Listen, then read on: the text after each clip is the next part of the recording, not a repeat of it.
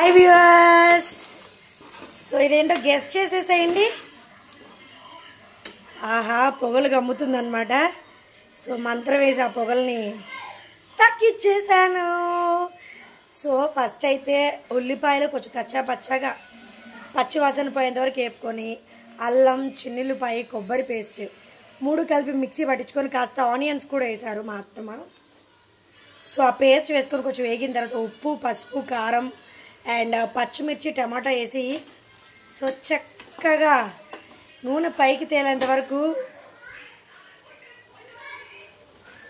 వేయించుకున్న తర్వాత ఇలా కట్ చేసుకున్న చేప ముక్కలు మా మామయ్య గారు ఇవాళ పెద్ద చేప తీసుకొచ్చారనమాట. సో ఇది దీంట్లో ఒక సాటిస్ఫాక్షన్ ఏంటంటే ఆ లైవ్ ఫిష్ తెచ్చారు, ఇంటికి పట్టుకొచ్చేటప్పుడు కూడా అది బ్రతికే ఉంది. సో దాన్ని మేమే కట్ చేసి చంపి వధించి కట్ చేసి క్లీన్ చేసి చేసామన్నమాట. సో అంతా మన చేతుల మీదుగానే జరిగింది. అది మావయ్య గారు, పెదనాన్న, అత్తమ్మ అందరూ చెయ్యేసి కట్ చేశారు అది. సో కట్ చేయడం అనేది ఒక పెద్ద టాస్క్.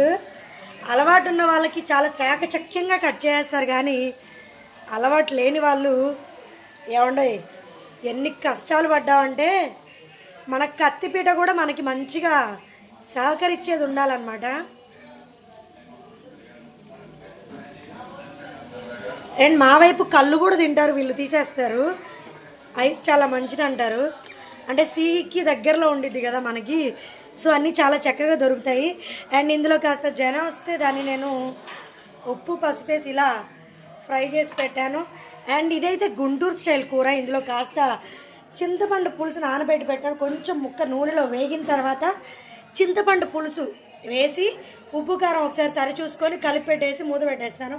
అండ్ నా కోసం అయితే మన నెల్లూరు చేపల పులుసు అండి. ఇదిగోండి, మామిడికాయ వేసి కలుపు చేసి పెట్టుకున్నాను, ఏమీ లేదు.